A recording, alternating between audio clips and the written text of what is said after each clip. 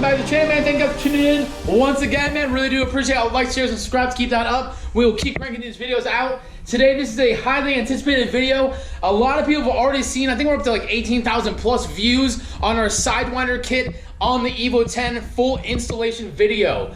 Because of that video, we have gotten so many direct messages about how do you relocate everything, how do you move it around, and today I'm gonna break down exactly what you need to do to fit the Sidewinder kit in the Evo 10. So let's go ahead and get it.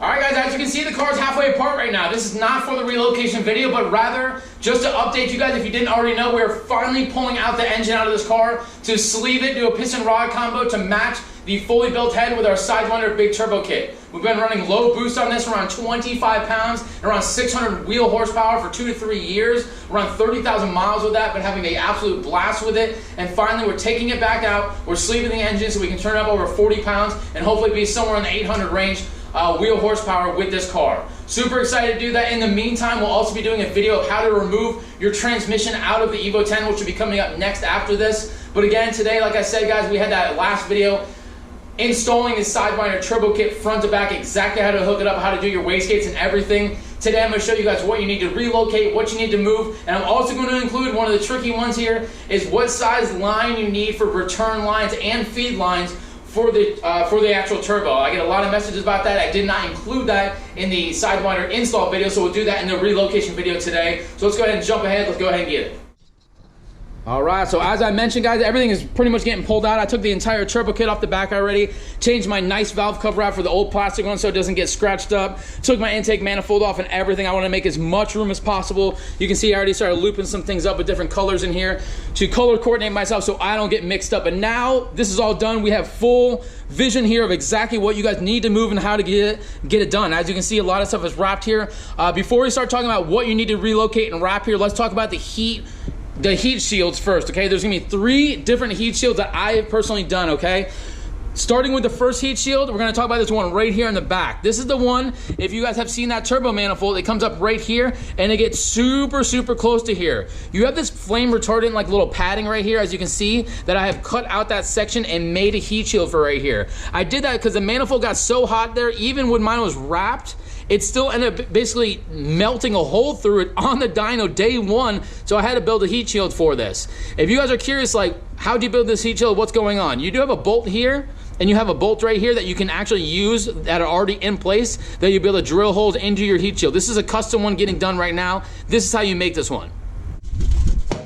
Boom, dudes, and this is it, man. This is how you make that heat shield. If you saw that thing, that is literally bent into shape, formed up, and I painted it with 2000 degree spray paint. The spray paint that you can get for like grills and stuff from like Walmart, Home Depot, all that stuff. That's the black paint you see on there. It's been holding up phenomenal for years. You don't see any fading on it or anything.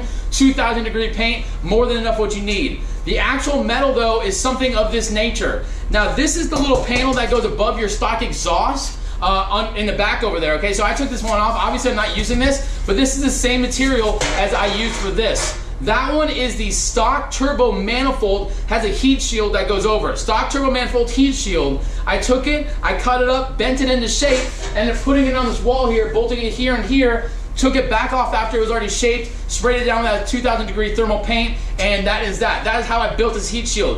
You can use the same thing right here if you don't have your stock turbo manifold heat shield. You can use the stuff that's under the back exhaust over here that's up right above it. You'll see it just like this. I took mine off because I swear it was rattling a little bit, so I took it off a long time ago, and now I have the example to show you guys. So that is heat shield 1. All right, and that's a little close-up, guys. After I explained it, that is it, man. Flushed up against the wall, just bent into shape, and then thermal painted all the way through. Second heat shield is going to be this one right here. This is the one that's going to protect your plastic brake booster back here, the actual cylinder, and you're going to protect this ECU, okay? This is a completely custom heat shield. Let me show you how I did this. For starters, obviously, as you see, this metal I'm about to show you, you literally just bend it into shape and bend it down, and I did end up building a little extension to block it a little bit more, but either way, it goes down. I ended up tying it back there. I ended up doing a little elbow. Again, you'll see the material in a second to just tie into this, and down there you also have like a little L bracket that holds it in and goes into the stock bolts. Let's jump over and see what kind of material we used.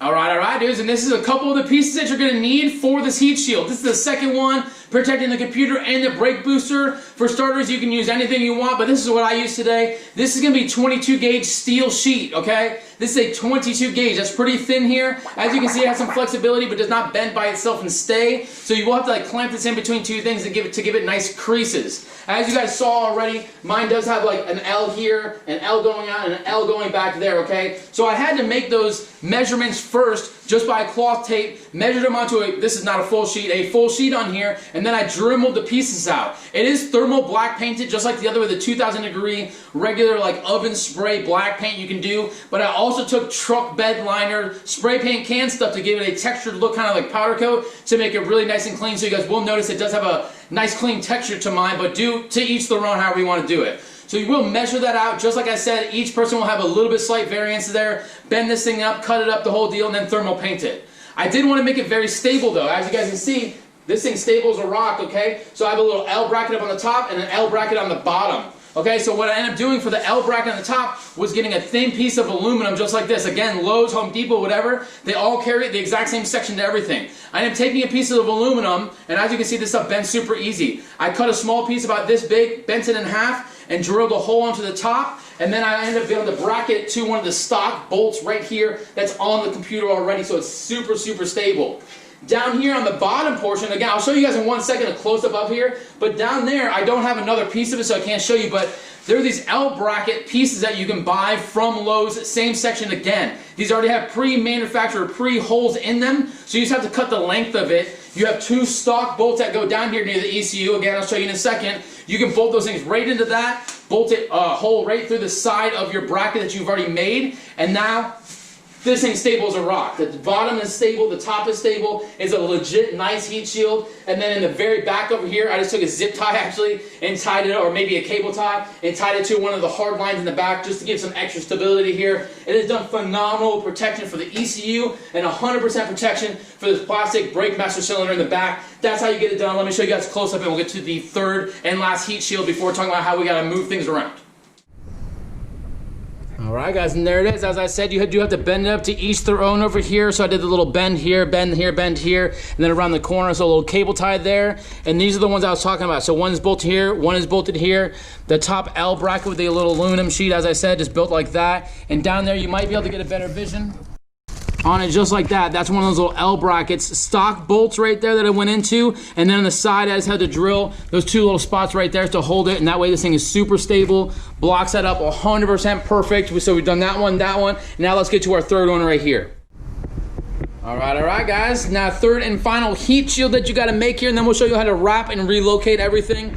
This is going to be your intake heat shield. You guys do need some type of intake heat shield. The Odyssey Fab Twin Scroll Sidewinder kit does not come with any heat shield to protect all this hot air every time the fans kick on from getting blocked and going right into that intake, okay? You do not want this happening. Heat soak, all different types of other things.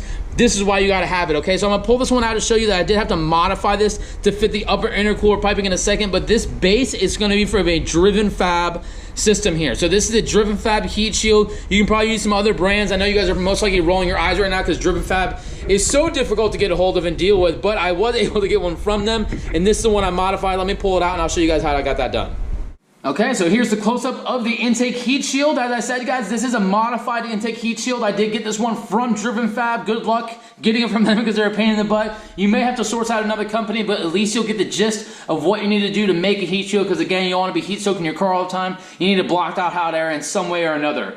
Okay, so as you guys can see, I did modify this. So for starters, you do have your bolt holes right here, which are gonna go naturally into bolt holes that are already on the car, as you saw it mounted a little bit ago, no problem. I did have to cut off the edge right here though, I think about a ½ inch to fit that thing against the wall. You'll see what I'm talking about when it's in, but that is that, okay?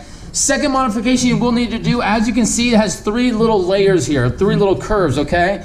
This curve right here is 6 inches long. This one's 6 inches. This top one, you need to cut off this portion right here.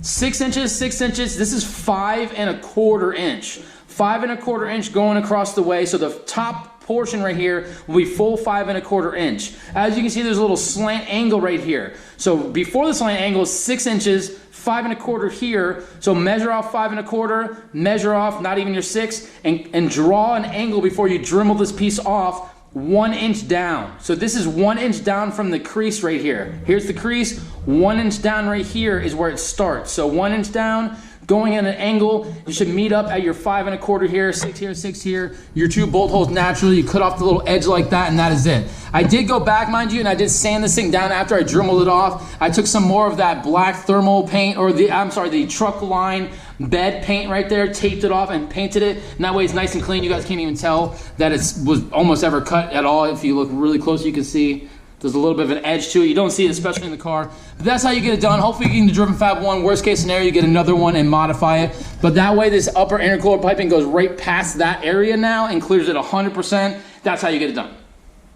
Okay, so heat shield's all made. Now relocating some things, and then we'll get into relocating some of the lines and what we need to wrap this stuff in.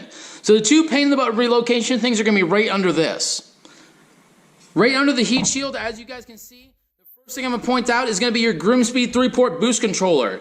Now this thing did need to be relocated. Previously it was way back here, and this was way too close to the turbo and the downpipe and everything, since it all sits right here, so I wanted to remove that. If you unplug all the wires, you're able to shimmy these right in the backside here all the way to the bottom, and this all connects and meets. You don't have to extend any wires, and it actually has a hole right here, or a drill hole right here, that you can actually put a bolt in and everything, so you don't have to do any modifications. You just have to unplug it, relocate it down here, and plug it all back in. You're good to go. And then again, if you have some type of heat shield, that covers it up and everything. As you saw, it clears and everything. You don't even know it's down there. Really, really nice and simple.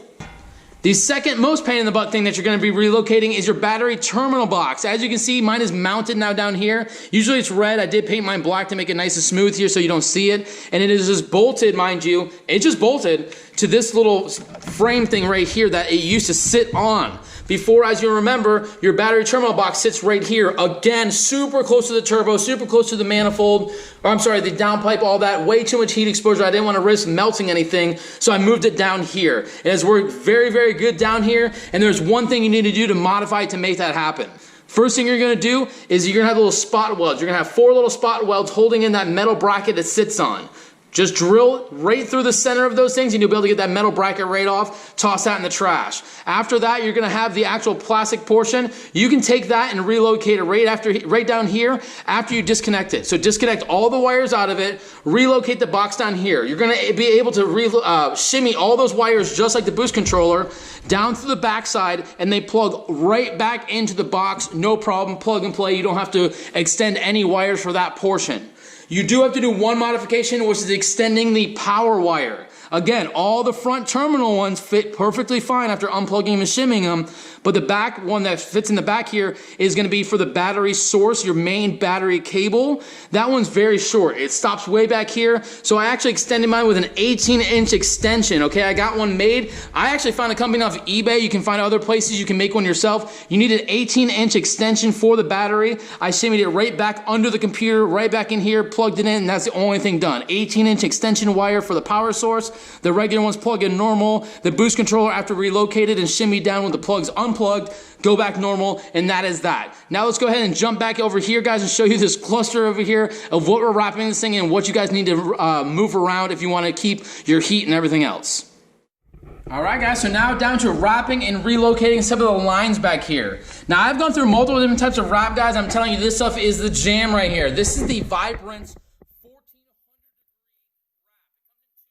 4 foot long. You just cut it up. It has adhesive that you just wrap it around. I did use the 1-inch ones. You wrap it around anything, adhesive it on there, and it works phenomenal. This cam sensor back here, guys, it gets extraordinarily close, almost touching the turbo manifold for the Sidewinder kit. It is protected, is so good, as zero melting on there. The wires, which I can't show you because they're wrapped up right now, are completely protected. I just took some of the 1400 degree wrap, literally wrapped it over the sensor, up the line, so about here. I even wrapped that sensor right there and all this other stuff, and I have zero melting to the wires, to the lines, anything, and that is like the famous thing with these Sidewinder kits of melting is the cam sensor and wires back here. So we wrapped everything we need, 30,000 miles, super long drives, including 12 hours straight drives to Mississippi, and that thing has not melted at all after years and years of use. Extremely happy. Vibrance 1400 degree wrap, 1 inch is what I used.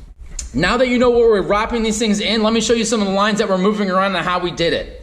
One of the first lines I moved around was my heater lines, okay? So for the actual heat inside the car, you have AC, you also have heat. Usually these are the heater lines right here, and they run down right here and go to this area. Obviously, we can't do that because the Sidewinder kit sits right on there. I didn't want to get rid of my heat, so I had to relocate it. What I did was I did this. I ran it down here, under here, and just looped it back under like that, as you can see, and right back in there. Back there, down here like a little U, and then right in there. Wrap these portions that the turbo sits right on top of, and we've had zero issues at all. And again, it has like started peeling back some of the paint on it. After years of use, no abuse in the inside of it at all. The heat works if you need it, and everything's wrapped up all day. So just a little U down there. This is the actual heater hose that I use, guys. If you want to use this, I think I got this from Napa, maybe, or O'Reilly, something like that. That's the actual part number I used right there. If you want to get it, it's the Gates actual stuff. That's the stuff I use. That's what I'm successful for. 1400 degree wrap all the way around. Let's get to our next spot. Next one is going to be optional, okay? Depends on what kind of turbo you guys are running. If you're gonna use your coolant, then obviously you'll run your coolant lines like stock through the actual turbo. We do not use that. We have the precision turbo, so we're just gonna block off our coolant lines. So as you can see, I just did a little rainbow from that coolant line all the way around into this one. These are the two. That one goes in, that one goes out, and that's how they usually recirculate to each other. Now they're just recirculating to themselves. 1400 degree wrap all day. I put some clamps on there. They've been very good. No leaking all day, 4 years. We're good to go with that. All right, now to the two last lines here for wrapping up, guys, with the 1400 degree wrap. For starters, it's gonna be our brake booster. As you see right next to that, right out that little valve, you have the brake booster coming down here. I did replace this line, wrapped it all up, all that good stuff. It is the now Parker Push Lock Plus line right here. I believe that is the part number right there. If not, it's a 776 over here, 10 millimeter 3/8 line right here, okay? This is gonna wrap all the way around and plug right into the intake manifold right up front. If you've already taken everything apart, it's this one right here, okay guys? So right in the center of your intake manifold, you'll have this little valve right here. That is gonna go from the brake booster right to this. As you can see, the other one color that's already marked up, my yellow right here, is gonna be for this little solenoid. That's the one that's running right next to it. So the line that's running right next to it goes back there and plugs in on a metal barb. Is gonna be right here. I did replace this with a silicone line. That one's the one that plugs in the solenoid. So that one in the center, that one in the solenoid, wrapped up there all day. I took the two lines, like I said, U'd them around for the actual heater core or the heater lines, wrapped those with 14, coolant line for the stock turbo, rainbowed to each other, and then wrapped, and that will be that. Oh, and of course, like I said, mentioned earlier, the actual cam sensor right here and the sensor right here, just wrapped, and again, I just literally cut like a little slit in it, and it was able to slide it over there, and that literally touching the turbo manifold, zero melting, 100% success with it. That's how you get it done for wrapping those lines up. Whoa, and almost forgot, guys, last thing here is gonna be the feed and the return line. So for starters, the feed line is gonna be to each their own a little bit. The fitting that goes on the block for the actual feed line is gonna be the standard fitting that comes on for Evo 10s with the little banjo bolt, standard all the way across the board with a regular stainless steel line. The only difference is gonna be, mind you, the line needs to be 3 to 4 feet long, okay? I'll get a 4-foot one just so you have that little bit of extra slack no matter what. You don't wanna get a 3-foot and be stretching it. But that's what you're gonna need, stainless steel line, banjo bolt on the actual block. And the fitting for the turbo is gonna be to each their own because each turbo has different fittings between Garrett, Precision, Boost Lab, all those different ones. They have different fittings for the actual tops of the turbos. So you need to source out depending on what turbo you actually have. The return line is a totally different story. This needs to be fully custom made, okay? As you can see, I have a 10AN stainless steel line right here with my fittings. Now to explain this, I'll give you the measurement in 1 second. You want to make this thing as straight as possible, like a mountain, okay? If you have it to where it's like bending and it has a plateau of any type at any point, what happens is this is gravity fed where the oil is getting pumped in, but it's flowing out naturally with gravity. If you have it to where it bends up a little bit, it ends up backing up oil because it can't flow out fast enough into the turbo chamber. Not only will it burn inside of there and cook the oil a little bit, you don't want that to happen because it can ruin some of the internals. It will also push through the back seal and burn off some of that oil, and you'll end up getting oil out the back of the car, especially when like sitting at idle. I had that personal issue when I first did mine because my return line was running good, but it had a little bit of slack in it, and that little bit of slack was backing up oil into the chamber, and that's why I know of what was happening. I went to Boost Lab to help me out big time. Not only was my fitting like pea size in comparison to this one right here where the actual line's coming out, this is Boost Lab's fitting, which they have really big wide mouth fittings for the oil to come out. A 45 degree vibrant fitting here, 45 degree right here, and then from like Mac Performance, whatever, this is a standard Evo 10 block fitting for a return line. It's pretty standard across the board. You'll be able to find it. Hopefully I'll put one in the link so you guys will be able to source that out and do that, but that is that. So now after you get your 45-degree fitting, 45 here, your fitting from Boost Lab, and your block fitting right here, you're going to need to make this line. Now as I told you need to make it as straight as possible, as tight as possible, like that. You need to make it like a mountain. You have your turbo here, and the actual line connects over here on the bottom of the block. So it's going to be like a mountain going all the way down, and with the whole backing up of the oil thing, you need to make sure this is really tight to make sure your car never smokes at idle all day, every single day.